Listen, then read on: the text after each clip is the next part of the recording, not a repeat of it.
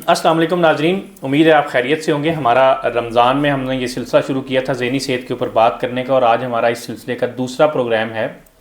और हमने professor doctor रियाज अहमद भट्टी साहब को इस प्रोग्राम में मदऊ किया कि सर हमें जो है वो ज्वाइन किया करेंगे, और हम सेहत और ज़हनी सेहत के जो मुख्तलिफ टॉपिक्स हैं, जो पर्सपेक्टिव्स हैं, जो लोगों के सवालात हैं, उनके ऊपर बात करेंगे। तो आज हम जिस मौजू के ऊपर बात करेंगे वो है OCD, जिसे हम ऑब्सेसिव कंपल्सिव डिसऑर्डर कहते हैं, या जिसे हम वहम की बीमारी कहते हैं उर्फ़ आम में, जिसके बारे में उर्फ़ आम में यह है कि हालांकि अब तो वहम का भी इलाज आ गया है, अभी हम बात करेंगे और नाजरीन को बताएंगे। लोग कहते हैं जी वहम का इलाज तो हकीम लुकमान को भी नहीं है। तो we will get straight to professor doctor रियाज भट्टी साहब। सर कैसे हैं आप? ठीक है जी, सर? अल्लाह का शुक्र है। जी बिल्कुल। सर हमें बताइए कि जो OCD है, ऑब्सेसिव कंपल्सिव डिसऑर्डर है, ये क्या है? अच्छा जी, ये कोई 10 से 15% आलमी आबादी का मसला है। जी सर। ये मतलब काफ़ी कह लीजिए कि कॉमनली प्रेवलेंट है, काफ़ी ज़्यादा आबादी जो है वो इससे मुतासर है। अगरचे लोगों को बाज़ का शुरू में शऊर नहीं होता और वो बीमारी को जान नहीं सकते, और ना समझ होने की वजह से बर वक्त इलाज की तरफ राग़िब नहीं होते, जिसकी वजह से बीमारी जो है वो मज़ीद जड़ पकड़ जाती है। और कई बरसों ये लोग जो हैं वो एक बेकार सी ज़िंदगी गुजारते हैं, ना सिर्फ उनकी अपनी ज़िंदगी बल्कि उनके पूरे घर वालों की जो ज़िंदगी है वो काफ़ी अजेरन और मुश्किल हो जाती है। सही। अच्छा, अब यही है कि पब्लिक को जितनी अवेयरनेस होगी और जितना लोग इलाज मुआलजे की तरफ राग़िब होंगे, तो अल्हम्दुलिल्लाह वो फिर से एक भरपूर खुशियों वाली ज़िंदगी गुजार सकते हैं। अब देखना ये है कि ये OCD चीज़ क्या है। इसके दो कंपोनेंट हैं, पहला ऑब्सेशन OCD में और दूसरा कंपल्शन। अच्छा, ऑब्सेशन ये है कि वो ऐसी कोई बात, कोई ख़्याल, कोई वसवसा, कोई कह लीजिए कि कोई तसव्वुर जो इंसान के दिमाग पे आता है और बार बार आता है रिपीटेटिवली, और जितना मरीज़ उसको रोकने की कोशिश करता है वो उतना ज़्यादा शिद्दत से मज़ीद आता है, तो रोके हुए रुकता नहीं है। कंपल्शन ये है कि अब जैसे एक बंदे को वहम हो गया कि जी कि मैंने हाथ नहीं मेरे साफ़, या कहीं मैंने हाथ रखा है तो कोई जरासीम आ गए, या पाकी नापाकी के हवाले से उसके दिमाग पे बात आती है, तो फिर उसको एक दिमागी अर्ज होती है कि मैं उठूं और हाथ को धो लूँ अभी और इसी वक्त। तो वो जो अभी और इसी वक्त और उसी वक्त करने का अमल है, उसको हम कंपल्शन कहते हैं, कि ऑब्सेशन के साथ कंपल्शन आना शुरू हो जाता है। अच्छा, इसलिए हम कुछ लोगों के हाथ देखते हैं वो बहुत ज़्यादा धुल धुल के छिले होते हैं बिल्कुल। हाँ। और उनकी बड़ी बुरी आदत होती है। इसमें चूँकि मैं ये कहना चाहता हूँ कि कोई भी जो ज़हनी बीमारियों की हम अलामात की बात करते हैं, वो थोड़ी बहुत हम सभी में हो सकती हैं, वो बीमारी नहीं होती। लेकिन बीमारी तब बनती है जब ये अलामात एक हद से ज़्यादा इनकी शिद्दत बढ़ जाए, और दूसरा जब ये अलामात काफ़ी अरसा पे चलना शुरू हो जाए। अगर तो ये हफ़्ते 2 हफ़्ते या 10 दिन की बात थी तो वो तो आई और गई होगी, वो तो ख़त्म, वो बीमारी नहीं थी। लेकिन अगर ये हफ़्तों, महीनों, बल्कि सालों चलता रही ये सिलसिला, तो वो फिर एक बीमारी है जिसका इलाज होना चाहिए। और फिर सबसे बड़ी निशानी उसकी ये है बीमारी की, कि जब ये हमारी रोज़मर्रा के मामूलात को इंटरफियर करना शुरू कर दें, ये जो अलामात हैं। अच्छा, अब जैसे देखें कि पाकी नापाकी ये थोड़ा बहुत तो हम सभी में है, बिल्कुल है। कुछ हमारे मज़हब के हवाले से भी हमारे जो उलमा हज़रात, मौलाना हज़रात, उन्होंने भी हमें कुछ इसके बारे में इतना वाज़ोपन किया कि बाज़ का लोग जो हैं वो जो बैलेंस है वो छोड़ देते हैं। अच्छा, सफाई तो निस्फुल ईमान है, जैसे हदीस नबवी है, सफाई होनी भी चाहिए और हमें एक हद तक रखनी भी चाहिए। लेकिन इस्लाम का जो ज़रूरी असूल था कि हर काम को म्याना रवि तक रखो, बैलेंस होना चाहिए। बैलेंस होना चाहिए। अगर तो आपका कोई भी काम जो है वो म्याना रवि में है, तो आप बिल्कुल, आपके लिए आसानी रहेगी, ज़िंदगी आपकी आसान गुजरे। लेकिन कोई भी काम जब शिद्दत इख्तियार करता है और वो काफ़ी अरसे के लिए चलना शुरू हो जाता है सिलसिला, तो फिर वो एक बीमारी की शक्ल है। अब इसमें जो वहम है, इसकी मुख्तलिफ कह लीजिए कि बेशुमार कह लीजिए कि किस्में हैं। बिल्कुल। अब वहम किसी भी किस्म का ख्याल आ सकता है, और ख़ास तौर पे इंडो पाक में जो हमारी आबादी है, इसका जो मज़हब के हवाले से हमारा रुझान है, तो हमें मजहबी जो ऑब्सेशंस हैं वो बहुत ज़्यादा तंग करते हैं। जैसा कि नाउज़ुबिल्लाह, लोगों को लगता है कि उनके जहन में मुक़द्दस हस्तियों के बारे में, अज़वाज मुतहरात के बारे में कुछ इमेजेस गलत बनते हैं, कुछ ख़यालात गलत आते हैं, या नाउज़ुबिल्लाह रसूल पाक सल्लल्लाहु अलैहि वसल्लम की ज़ात मुबारका के بارے میں ان کے ذہن میں کچھ خیالات ایسے آتے ہیں جو وہ سمجھتے ہیں کہ پراگندہ خیالات ہیں، جیسے آٹومیٹک تھاٹس کا ایک پروسیس چلتا ہے. بالکل ایک پروسیس چلتا ہے. اب وہ جتنی کوشش کرتے ہیں ان کو روکنے کی وہ اتنا ہی زیادہ آتے ہیں.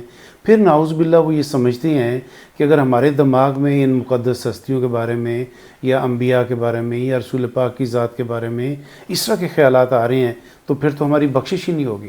اب یہ جو ان کی فیلنگ ہے کہ ہمارے لیے کوئی راہ نجات نہیں اور ہم تو سیدھے جہنم یا دوزخ کے وارث ہوں گے، تو یہ جو انسان کی ذہنی کیفیت ہے وہ اس کو اور زیادہ دن رات پریشان کر دیتی ہے. لیکن وہم کی صورتحال اب دیکھ لیجیے، عجیب و غریب خیالات. ایک میرا مریض تھا جس کی اپنی ہائٹ 6 فٹ 2 انچ ہے. اچھا. اس کو بار بار یہ خیال کہتا کہ ڈاکٹر صاحب میرا تو قد ہی بہت چھوٹا ہے. اب آپ ایسے بندے کو یہ سمجھانے کی لاکھ کوشش کریں کہ بھائی آپ کا تو قد پاکستان کی جو ایوریج آبادی ہے ان میں کہیں زیادہ ہے، تو کہتا نہیں سر میں نے کچھ امریکنز اور کچھ اسکینڈینیوین لوگوں کو دیکھا ہے وہ تو زیادہ زیادہ ہائٹ کے لوگ ہیں، اصل ہائٹ تو وہ ہونی چاہیے. اچھا سر، ہمیں تھوڑا سا گائیڈ کریے کہ ایک ہوتا ہے ہم کہتے ہیں کہ وہم ہے یا آپ کو obsession ہے. جی جی.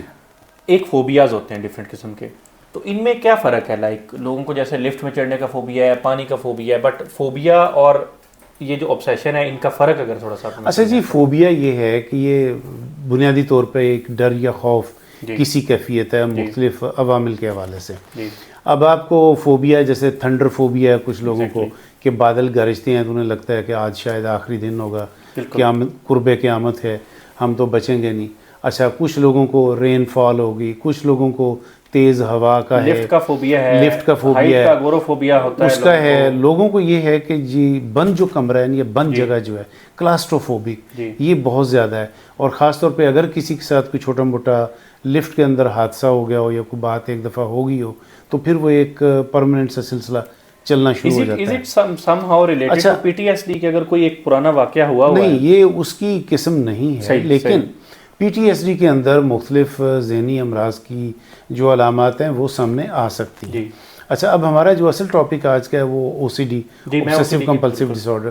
تو میں یہ کہنا چاہتا ہوں کہ لوگ عرف عام میں یہ سمجھتے ہیں ہمارے ہاں کہ جی وہم کا تو چونکہ علاج ہی کوئی نہیں، کہ حکیم لقمان کے زمانے میں نہیں تھا لہٰذا آج بھی نہیں ہوگا، تو لہٰذا کیا مصیبت کرنی، علاج کہاں سے ڈھونڈنا اور کیوں اس کے لیے تلاش کریں. حالانکہ انہیں یہ نہیں پتا کہ سائنس کی ترقی کے اس زمانے میں دنیا بہت آگے نکل چکی اور اب وصفے اور وہم کا بھی علاج ہے اور آپ پھر سے ایک بھرپور خوشی بھری زندگی گزار سکتے ہیں. اب دیکھیے لوگوں کا یہ جو obsessions ہیں زیادہ تو پاکی ناپاکی کے حوالے سے، صفائی کے حوالے سے، نہانے دھونے اور بار بار ہاتھ دھونے یا جسم کو دھونے کے. اچھا، میرا ایک مریضہ تھی، وہ اس خاتون نے اپنے جسم کے مختلف حصوں کو پارٹس کی ڈویژن کر رکھی تھی اور اس نے سوچا تھا کہ میں نے پہلے گھنٹے میں جسم کا یہ حصہ دھونا ہے، دوسرے میں یہ، تیسرے میں یہ. اچھا، پھر اس کی تسلی نہیں ہوتی تھی جب تک گھر کا کوئی فرد آ کے اس کو اوکے نہیں کرتا تھا کہ یہ حصہ صاف ہو چکا ہے، ہاں کہ آپ آگے چل سکتے ہو، تو پھر وہ آگے چلتے. تو وہ اس کے میاں بتاتے ہیں کہ جی میں صبح آفس جاتا ہوں تو یہ واش روم جاتی ہیں اور جب میں شام کو گھر آتا ہوں آفس آف کر کے تو یہ مصوفہ اس وقت آ کے میں فائنل ہو کے اس کو دیتا ہوں تو یہ واش روم سے باہر آتی ہے. آپ دیکھیے کہ کتنی بڑی مصیبت ہے. لوگ بیچارے اس وہم کے ہاتھوں میں سمجھتا ہوں کہ ان کی زندگی بہت مشکل ہے. اور خاص طور پہ یہ جو ہے نا جی صفائی کا، پاکی ناپاکی کا، آپ یہ دیکھیں گھروں میں بھی یہ فیشن یا رواج شروع ہو گیا ہے کہ ایون فرش پہ بھی جی ڈیٹول بالکل سے صفائی ہونی چاہیے. جراثیم کچھ تو ایڈورٹیزمنٹ اس طرح کی آ جاتی ہے کہ وہ جو کہ جی تیرا صابن سلو ہے کیا للو. اچھا، وہ صابن سلو کے چکر میں انہوں نے کہ جی ڈیٹول ہے یا فلاں ٹائپ کا صابن ہونا چاہیے، وہ جراثیم کو مارتا ہے. صابن تو صابن ہے، صابن کے بغیر بھی آپ کا سب صفائی ہو جاتی ہے، پانی آپ کے جسم سے بہہ جائے تو آپ اسلام میں تو صفائی کا کانسیپٹ ویسے بھی ہے. اور حج کے دنوں میں آپ نے دیکھا کہ کچھ ایام کے لیے آپ صابن وغیرہ کوئی ڈٹرجنٹ استعمال ہی نہیں کر سکتے. سر میں نے ایک میں سن رہا تھا، ایک انڈین ڈاکٹر صاحب ہیں اور وہ یہ بتا رہے تھے کہ ایون جو صابن ہے جو ہم یہ دیکھتے ہیں کہ جی وہ لکھا ہوتا ہے کہ 99.9% جرمز جو ہے نا وہ اس نے صفایا کر دیا ہے، تو وہ یہ بتا رہے تھے ڈاکٹر صاحب کہ جی یہ موسٹ آف دا جو ہمارے पॉजिटिव जर्म्स हैं जो हमारी बॉडी के लिए ज़रूरी होते हैं, साबुन उनको भी साथ ही वाइप आउट अच्छा जी, होना तो ये चाहिए। जरासीम तो हमारी ज़िंदगी का हिस्सा है, बिल्कुल। जिसको हमारे लोग नापाकी कहते हैं। क्या हमारे पेट के अंदर ये सारी कैफियत नहीं पाई जाती? बिल्कुल। 24 घंटे हम इसको कैरी ओवर करते हैं, और कभी हम ये तो नहीं अपने पेट को फाड़ के तो नहीं सफाई कर देते कि जी कि ये गंद है हमारे पेट के अंदर। लेकिन आप जब भी जाते हो वॉशरूम में तो आप साफ़ होकर बाहर आ जाते हो, आपका ज़हनी कॉन्सेप्ट है। लेकिन इन लोगों की उस तरह से तसल्ली नहीं हो पाती, जिसकी वजह से वो बार बार उन्हें रिपीटेटिवली करना पड़ता है। अच्छा, होता क्या है बेसिकली ये है कि इंसानी दिमाग जो है एक सुपर कंप्यूटर है, इसमें मुख्तलिफ मराकज़ हैं, हर मरकज़ के हिस्से में एक काम है।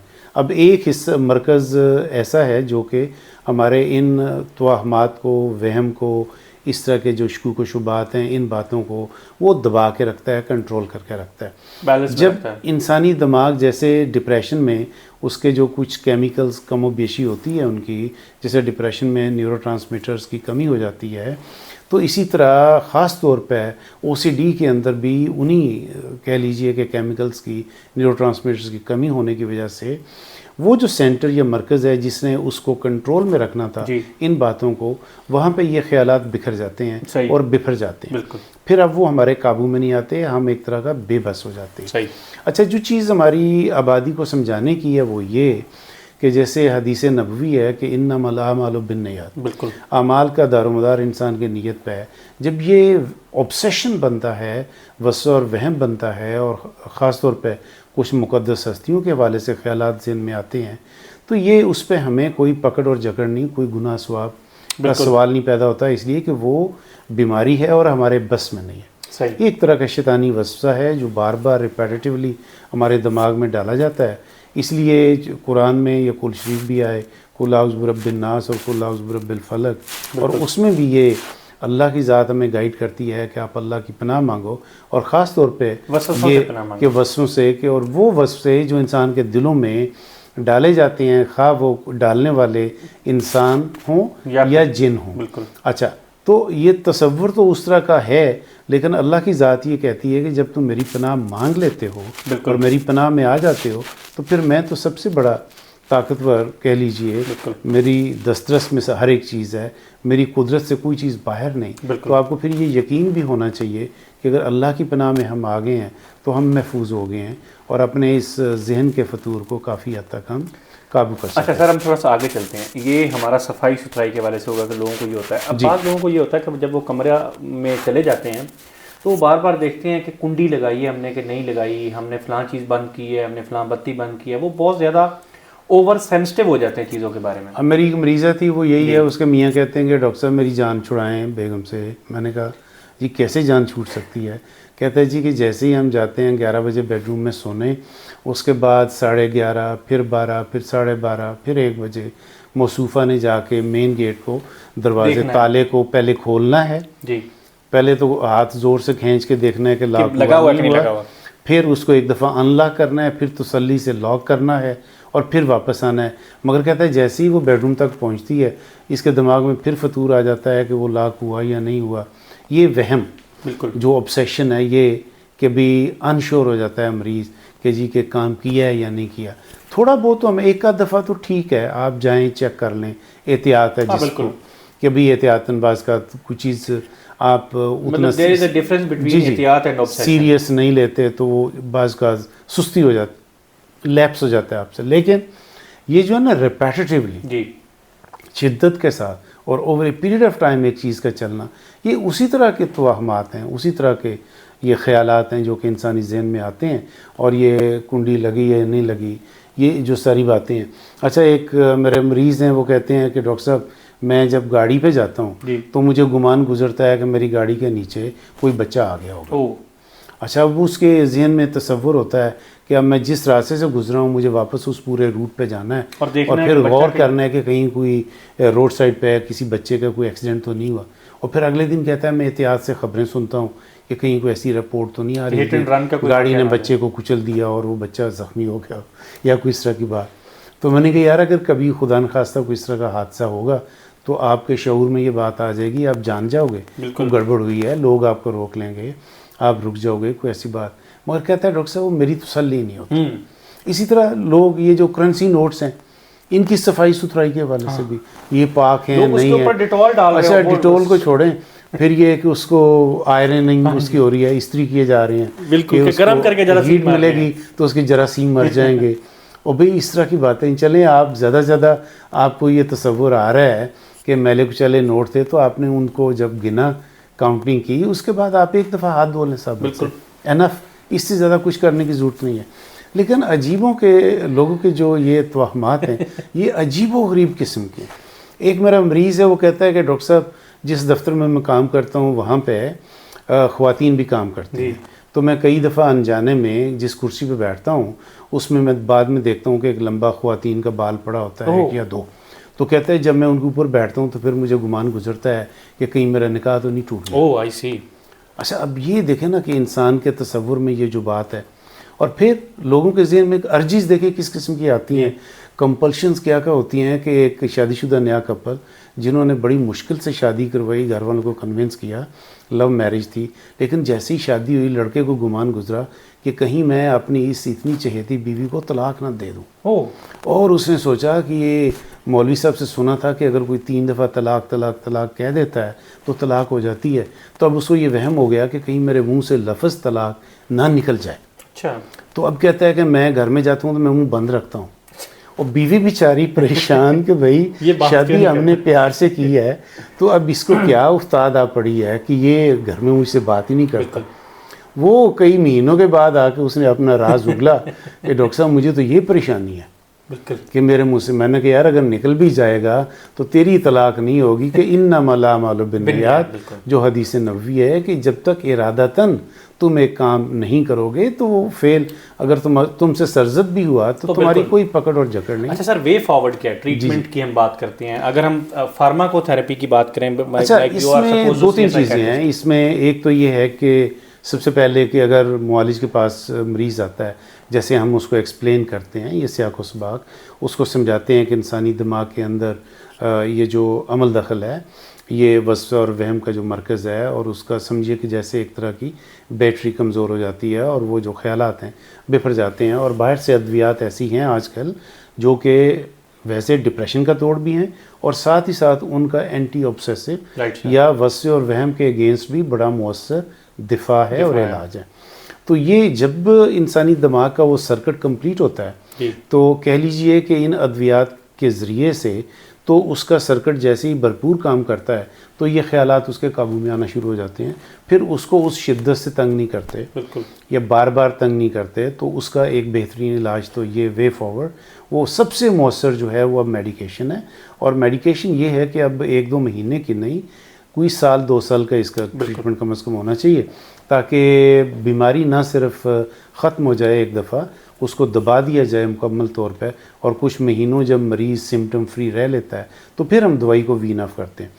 مریضوں میں ہمارے پرابلم یہ ہے کہ جیسے ہی ان کی طبیعت ٹھیک ہونے لگتی ہے, آرام آنے لگتی ہے, وہ دوائی چھوڑ دیتے ہیں. انہیں لگتا ہے کہ جی کہ اب ہمیں علاج کی آگے ضرورت نہیں ہے, یا ادویات کے حوالے سے مختلف لوگوں سے جو مشورہ کرتے ہیں, کوئی کہتا ہے یہ گرم ہوتی ہیں, کوئی کہتا ہے یہ خشک ہوتی ہیں, یہ لگنے والی ہیں, یہ لگنے والی ہیں, یہ کچھ سائیڈ ایفیکٹس ہیں, تو وہ چھوڑ چھاڑ کے بیٹھ جاتے ہیں اور زندگی ان کی پھر سے اجیرن ہونا شروع ہو جاتی ہے. اچھا اس کے علاوہ کچھ سائیکولوجیکل مینز اینڈ ویز بھی ہیں کہ ہم نفسیاتی طور پہ ان مریضوں کو کچھ طریقہ ہے علاج ایسے سکھاتے ہیں, جیسے ایک ہے کہ ریسپانس پریونشن. ایک بندہ کہتا ہے جی کہ مجھے وہم ہے کہ میں یہاں ہاتھ رکھتا ہوں ٹیبل پہ تو یہ جو ڈسٹ ہے اس سے مجھے جراثیم لگتے ہیں. تو معالج جو ہے جیسے وہ اس کے مریض کے سامنے خود ہاتھ لگاتا ہے اور اس کو 2 گھنٹے 4 گھنٹے اپنے سامنے بٹھا کے رکھتا ہے, اور اس کو یہ سمجھاتا ہے کہ جب میں نے ہاتھ لگایا مجھے کچھ نہیں ہوا, تو یقینی طور پہ اللہ محلے آپ کو بھی کچھ نہیں ہونا چاہیے اور کچھ نہیں ہوگا. تو ایک طرح کا رول ماڈلنگ بھی ہے, رسپانس پریونشن بھی ہے کہ آپ اس چیز کو کرتے ہیں. ایک ہے فلڈنگ, جیسے آپ نے وہ فوبیا کی بات کی, کچھ لوگوں کو ڈاگ فوبیا ہوتا ہے کہ میں باہر نکلوں گا تو کوئی کتا کاٹ لے یا اس سے کوئی ہمارا کہیں آمنا سامنا نہ ہو جائے, تو بعض کا پھر اس ڈر کی وجہ سے وہ باہر نکلنا بند کر دیتے ہیں. اچھا اب یہ فوبیاز بھی اس وجہ سے آگے چلنا شروع ہو جاتے ہیں کہ آپ اس کو کیا کرتے ہو, اوائڈ کرنا شروع کر دیتے ہو, ان سچویشن اسکیپ میں چلے جاتے ہو, آپ اس سچویشن کو دوبارہ جا کے کنفرنٹ نہیں کرتے ہو, جس کی وجہ سے آپ کی یہ جو لرننگ ہو چکی ہے ڈر خوف کی وہ ڈی لرننگ نہیں ہو پاتی. وہ چیز آپ کے دماغ سے ہٹ اس لیے نہیں پا رہی کہ آپ نے اس کو دوبارہ اس سچویشن میں جا کے اپنے آپ کو کامیابی سے گزارا نہیں ہوتا. تو وہ پروسیس بہت ضروری ہوتا ہے. And this is called flooding. اس کو فلڈنگ کا یہ ہے کہ آپ ایکسپوجر اس طرح کا دیتے ہو جس چیز سے بندہ ڈرتا ہے. اب وہ کہتا ہے ڈاگ سے ڈرتا ہوں, تو ہم یہ کیا کرتے ہیں کہ اس کا پہلے تو ایک تو ہے نا کہ جی کہ آپ گریجول اس کو سینسٹائزیشن اس کی کرتے ہیں کہ چھوٹے سے ڈاگی سے اس کا رابطہ کرائیں, پھر اس سے بڑا, پھر اس سے بڑا. اچھا, تاکہ وہ گریجولی آگے بڑھے, تاکہ اس کو لگے کہ یار اتنا بھی کوئی گڑبڑ نہیں. اچھا, فلڈنگ یہ ہے کہ آپ بندے کو ایک دم اس سچویشن میں ڈال دو کہ بندے کو پتہ چلے ہاں جی کہ ایک دم بہت بڑا ڈوگی سامنے بیٹھا تھا, اس کو اندازہ نہیں ہوا, تو اس کا ایک دم جو سسٹم میں جتنا ایڈرینلین ریلیز ہو سکتی ہے اس وقت یا فیئر کا ریسپانس ہو سکتا ہے وہ آ جائے گا. تو میکسیمم ریسپانس آنے کے بعد جسم پھر ٹھنڈا پڑنا شروع ہو جاتا ہے, وہ ریسپانس کم ہونا شروع ہو جاتا ہے. بعد میں اس کو خیال ہوگا کہ یار میں ایسے ہی بہت زیادہ ڈرتا تھا, ایسی بھی کوئی بات نہیں ہوتی, اور یہ باقی لوگ بھی تو اسی سچویشن سے گزرتے ہیں. تو یہ مختلف طریقہ ہے, کہہ لیجیے کہ ہمارے کارگزاری ہیں جس کے ذریعے ہم مریض کی رہنمائی کر سکتے ہیں. اصل چیز یہ ہے کہ مریض کو یہ امید دلانا کہ اب ان سب چیزوں کا, بیماریوں کا علاج ہے. پرابلم یہی ہے کہ جب گھر والے یہ کہہ دیتے ہیں کہ وصف وہم کا تو علاج ممکن نہیں, کہ لقمان کے پاس نہیں تھا. دوسرا وہ یہ سمجھتے ہیں کہ یہ آسیب سایہ, جن بوت کا سایہ, آج بھی ہم اسی کے پیچھے لگے ہیں. کوئی بھی اس طرح کی کوئی بات ہوتی ہے تو ہم اس کو آسیب سایہ کے چکر میں ڈال دیتے ہیں اور خدا نخواستہ معالج کی طرف نہیں آتے, یا اپنے آپ کو یہ سمجھاتے ہیں کہ ہم روحانی علاج کروا رہے ہیں. وہ بھی روحانی علاج نہیں ہے, اسپریچویلٹی اپنی جگہ. کوئی ہم یہ نہیں کہتے کہ آپ خالی دوا لیں, دعا نہ کریں. دوا اور دعا دونوں ساتھ چلنے چاہیے. آپ دم کرانا چاہتے ہو چلیں دم کروا لیں, آپ قرآن شریف پڑھنا چاہتے ہو وہ پڑھ لیں, پانی کو دم کر لیں, اس پانی سے آپ دوائی کھا لیں, لیکن یہ نہیں ہے کہ آپ اپنا علاج نہ کریں. بالکل. اسی لیے حدیث پاک کہ ہر بیماری کے لیے ایک شفا ہے, لکل داء دواء, کہ ہر مرض کا ایک علاج ہے. تو ہمیں یہ چاہیے کہ ہم کوشش تو کریں اپنے علاج کی طرف آنے کی. اللہ کی ذات جو ہے وہ آپ کو شفا دیتی ہے, اور کسی نہ کسی ہیلے اور وسیلے سے, ذریعے سے آپ کی پھر سے خوشگوار زندگی گزرنا شروع ہو جاتی ہے. چلیں جی ناظرین, آج کا ہمارا پروگرام جو ہے وہ ہم یہاں اس کا اختتام کرتے ہیں. آپ نے ڈاکٹر صاحب سے جانا کہ OCD کیا ہوتی ہے. OCD کو ویسے عرف عام میں سائیکیٹری کا کینسر بھی بولتے ہیں, کیونکہ یہ اتنی زیادہ گریجویل ہوتی ہے. لوگ کہتے ہیں وصف اور وہم کا مرض, وصف اور وہم کے. تو اگر آپ کے OCD کے حوالے سے کوئی سوالات ہوں, جو وہم ہے اس کے حوالے سے آپ کی کوئی کیوریز ہوں, تو آپ ہمارے کمنٹ سیکشن میں وہ ہمارے ساتھ شیئر کر سکتے ہیں. اس کا ہم آپ کو جواب دیں گے. اور اسی میسج کے ساتھ ہم آپ سے اجازت چاہیں گے. تھینک یو سو مچ. اللہ حافظ.